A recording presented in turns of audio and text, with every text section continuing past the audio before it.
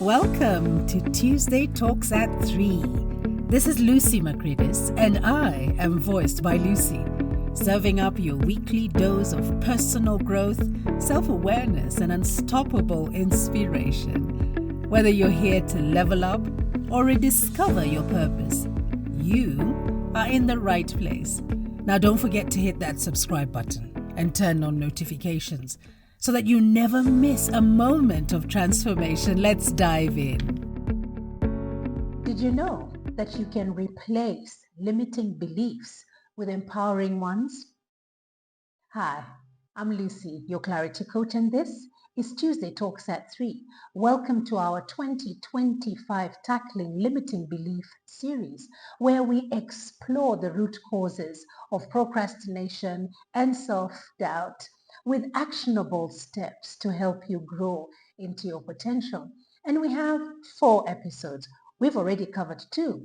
Episode 1 was on negative self-talk, and you need to hop on there. If you did not watch it already, you need to hop on there and just listen to how you can identify your negative self-talk. And I've left you there a small exercise that you can do that is going to help you be able to identify when this negative self-talk is happening, how frequently, and why it's happening to you, or maybe even better, for you. Our next episode, the second one, again, which is already saved here, and if you have not watched it, you want to jump or hop on right there and watch it, is reframing your mindset. Now that you know about your negative self-talk and where and how often it happens, then what do you do with that information? You reframe, you challenge those limiting self-beliefs. Well, today's episode is all about breaking the cycle. Isn't it interesting how we do have patterns in our lives? However, half of the time we ignore them and we push them under a rug. Today, I would like to encourage you to look at 2 specific areas that are going to help you work on these patterns. And one of them is stepping outside your comfort zone.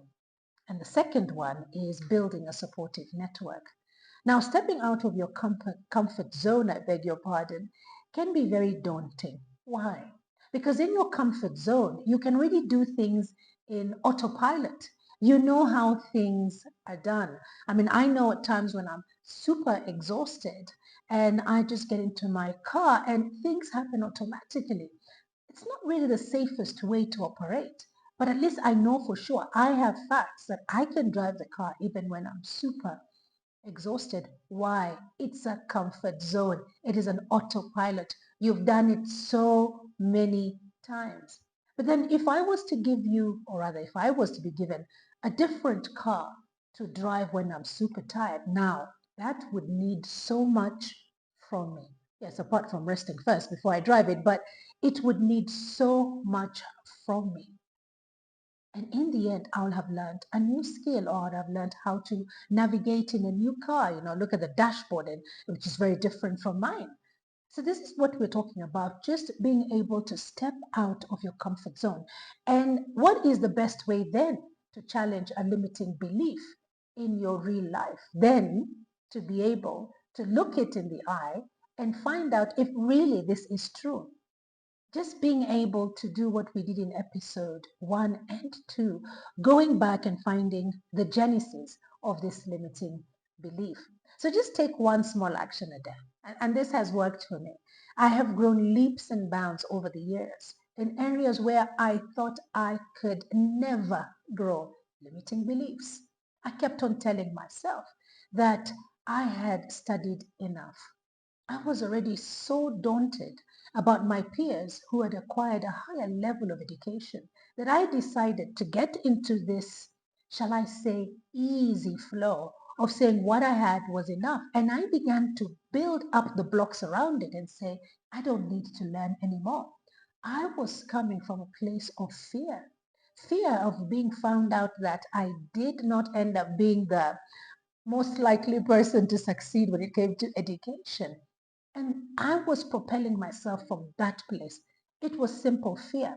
However, if you were able to say to yourself that you can do something and then you intentionally go out and do it and allow yourself to step out of that you already know, with a big game plan of achieving something greater than what you have right now. Just making that your North Star, that every day I want to get up and be better. Your comfort zone is never going to remain a comfort zone. It's always going to be a stepping stone to you becoming better. And this is what I'm experiencing in most areas of my life where I have outlined that I want to grow. And it helps me that I have a vision board to do that.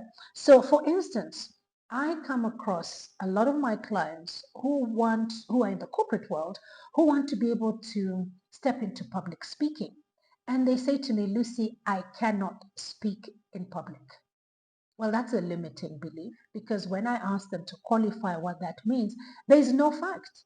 You find that they do speak to their friends in public. They call out in public. When they're in family settings, they're speaking up. When they're gathering together in social settings, they're speaking up. It's not any different. They're even introducing themselves in the office, in meetings. But then they come back and they qualify. And I remember this one particular client of mine who said that she had a challenge when it comes to meetings. So she goes into the meeting and she's unable to speak up. She's happy to just write little notes here, but she will execute. What she would like to do is speak up, but why would she like to speak up? Because in one of her appraisals, her boss pointed out that she needed to be more audible in meetings. They needed to see her and hear her. They needed to know about her department. So she had this pressure. Well, I'll tell you what, we dug down to the root cause of her not being able to do this. And you know what we found out? It was her cultural upbringing, where you were meant to be seen and not heard. And then this was reinforced over the years because she's a woman in that cultural setting. It just sat very well with her to align with the cultural norm. But here she is now in the city of big lights. She has studied and she has owned this seat at this table. And that old limiting belief came back to haunt her. And one of the exercises I gave her was to be able to just say one thing, to rehearse it over and over again. One thing that she does every day that she knows for sure she can do in autopilot. Remember her comfort zone. So using her comfort zone to be able to give her a stand up or a leg up or just pivoting her into the next area of her growth potential. And all she had to do was figure one thing. And she gave me that information. I said, okay, now practice saying it in the mirror, saying it to yourself, walking into the meeting and saying it in your mind, and write it down in case your mind or your words fail you, you can read it out. And for now, because we're taking this for a test drive, I recommended to her to read it out in the meeting, just that statement that she does every day, and then ask an open-ended question. So in that minute, the spotlight was on her and she was definitely going to feel it. And that could have made her get very paralyzed and not move on.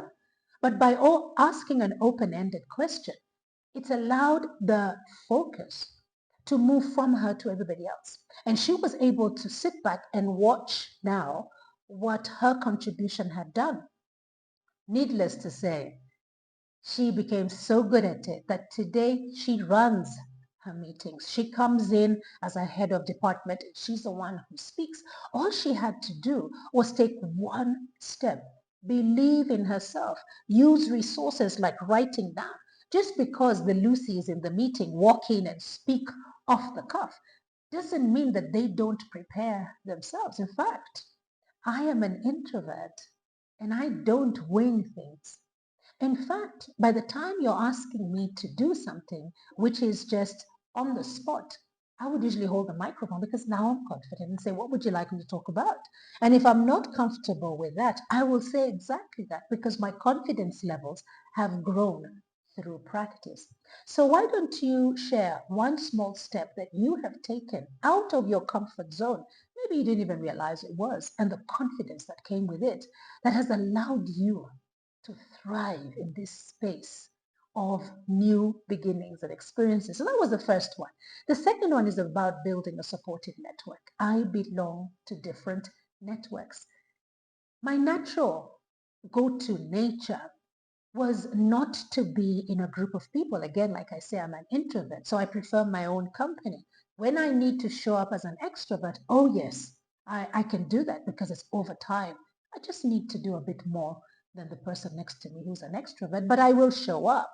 That's a story for another day. When it comes to building supportive networks, it is you who calls the shots. You know what your game plan is. You know who you want to surround yourself with. Think for a moment like a company that has a board of directors. Each board of director brings something to the table. This suggests that you are also bringing something to the table. But that thing that you are not efficient, effective, perfect, good at, whatever it is, get somebody else to do it. So you'll have somebody in finance, in sales and marketing, in administration, in HR, and maybe you're the visionary. So you're sitting there as the chair of the board. So whatever it is, you need to figure out who do you need in your corner and then work around it. So if it is a certain network, and I'll give you my example, I belong to the Kenya Association of Women in Tourism, and I'm a founding board trustee member. What does this particular association do for me? It allows me, in fact, it aligns with my goals. And so it allows me to endeavor, to forward my endeavors in a way that helps me to thrive. So I love to work with women, and I love to work with the youth, or young women and young men, to help them into the industry. So in hospitality, that's a good network to me, for me to be part of. I then belong to another network that is called the Girls for Girls. Girls for Girls is a mentorship network, and that helps with leadership. It helps women to get into leadership positions first by overcoming themselves, overcoming like the cultural norms that I have talked about when I was speaking about my clients. Because joining a community of ambitious women to share your wins is so key. Joining a group of ambitious women to be able to understand the paths that they have walked before you, or you have walked before them, makes it important for you to be able to have a seat at that table. So being able to break the cycle will demand these two things and more. So the first one, as we talked about, was about you being in a position of your comfort zone, acknowledging what it does for you, but stepping out of it and knowing it's your stepping stone to your potential. And the next one then is building a supportive network that you can keep on going back and bouncing off ideas and thriving in this community so you're not alone. You can always get assistance. Well, there it is. That's what I have for you today when it comes to breaking the cycle. So that when you do these two things, you will find that suddenly your brain has been rewired and you're doing things differently. Well, our next episode is on sustaining that momentum. Now that you know your negative self-talk, you've identified the words, the phrases, the frequency, the reason why, because you've worked on it. Because of reframing your mindset now, you're moving from that fixed mindset towards the growth mindset.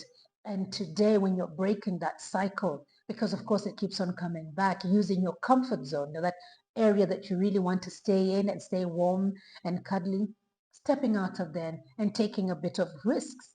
Now that you know all that, how then do you sustain that momentum? Well, see you in our next episode, and let us help build one another. Until then, be kind to yourselves.